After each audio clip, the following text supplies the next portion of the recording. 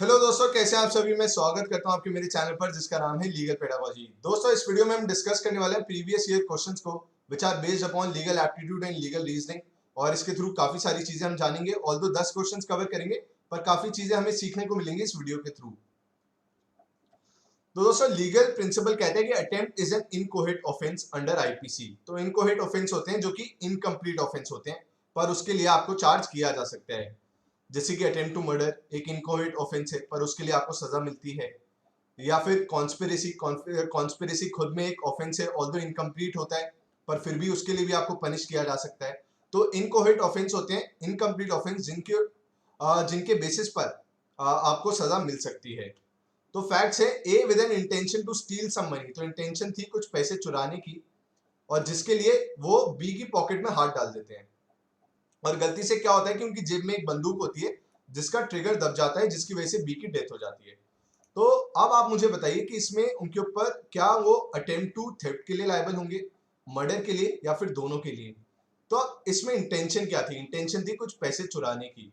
और जो इंटेंशन थी कुछ पैसे चुराने की जेब में हाथ डाल के, क्या उसका दूर दूर तक कोई प्रोबेबल कॉन्सिक्वेंस ये हो सकता था कि बी की डेथ हो जाए? नहीं दोस्तों, ये तो बहुत दूर का है। ये तो रिमोट डैमेज है एक तरीके से।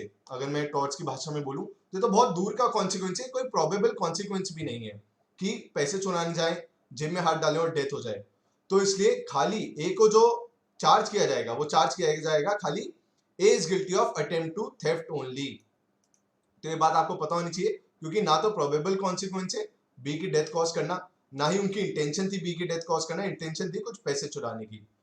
अगला क्वेश्चन है, ए क्या होता है? ए का इंटेंशन होता है कि भाई बी को जान से मार दिया जाए, और वो उनकी चाय में जो बी के लिए बनी होती है उसमें चीनी मिलाती है, पर उसे लगता यह है कि वो जहर है। मोटिव होता है कि उसको लगता यह है कि वो जहर मिला रही है जिसके थ्रू बी की डेथ हो जाएगी इस चाय में। तो अब पूछा गया है, जब उसने चाय में जहर जब ये चाय में शुगर मिला दी है तो उसे लग रहा है कि जहर है, तो उसके लिए उसको किस ऑफेंस के लिए चार्ज किया जा सकता है? क्या ऑफेंस कमिट किया है ए ने इस केस में?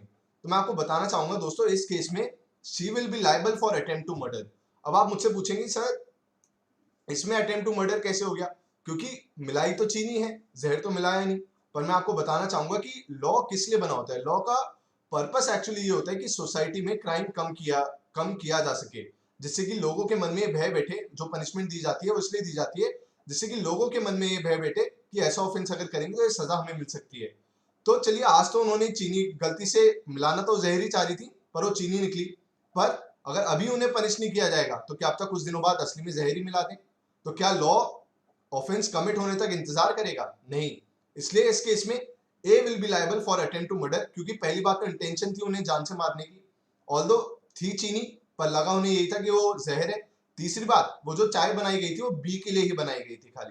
तो yes, in this case A is liable for attempt to murder. अच्छा क्वेश्चन है, बीएचयू ने पूछा है 2012 में। अगला क्वेश्चन है, इम्प्रिजनमेंट मीन्स। तो imprisonment includes both simple and rigorous imprisonment as per IPC. BHU 2016 में क्वेश्चन पूछा गया है। अगला क्वेश्चन है, the first anti terror legislation in India was. तो पहला एंटी टेरर लेजिस्लेशन इंडिया में था टाडा। तो ये बात आपको पता होनी चाहिए। अच्छा क्वेश्चन है, पूछा जा सकता है। अगला क्वेश्चन है, in which of the following judgments the rarest of rare principle in the award of death penalty was first laid down by the constitution bench of supreme court of India. तो rarest of rare का principle आप जानती होंगे। किस case में ये बोला गया था कि भाई खाली रेयरेस्ट ऑफ रेयर के केसेस में ही डेथ पेनल्टी दी जाएगी, मौत की सजा दी जाएगी? तो दोस्तों, वो बोला गया था Bachchan Singh versus state of Punjab में, जिसमें कॉन्स्टिट्यूशन बेंच बैठी थी। कॉन्स्टिट्यूशन बेंच में 5 जजेस होते हैं, बात आपको पता होनी चाहिए। Bachchan Singh versus state of Punjab के केस में ये प्रिंसिपल ले डाउन किया गया था, जो डेथ पेनल्टी दी जाएगी वो खाली रेयरेस्ट ऑफ रेयर केसेस में दी जाएगी। अगला क्वेश्चन है, general exceptions are laid down in which chapter of the Indian penal code. तो दोस्तों, जनरल एक्सेप्शंस लेड डाउन है इन चैप्टर 4, जिसमें right of private defence, intoxication as a defence, ये सब सारी चीजें आती हैं। तो जनरल एक्सेप्शन लेड डाउन है अंडर चैप्टर 4। तो डीयू 2019 में पूछा गया था, जिस साल मैंने दिया था डीयू का एग्जाम। तो out of the box question था, पर अब ऐसे क्वेश्चंस आपसे पूछे जा सकते हैं।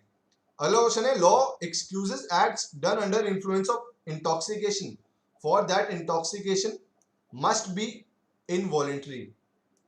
अगर आपको इंटॉक्सिकेशन का डिफेंस लेना है तो जो इंटॉक्सिकेट आप हुए हैं वो इनवॉलेंटरीली होना चाहिए। ऐसा नहीं आप खुद गए शराब पी ली और फिर कुछ ऑफेंस कमिट कर दिया और फिर कोर्ट के सामने मासूम बन गए, भोले बन गए कि भाई मैंने क्या किया, मैं तो शराब के नशे में था, मेरे से कोई भी अपराध नहीं हो सकता, मैं ये डिफेंस लेना चाहता हूँ।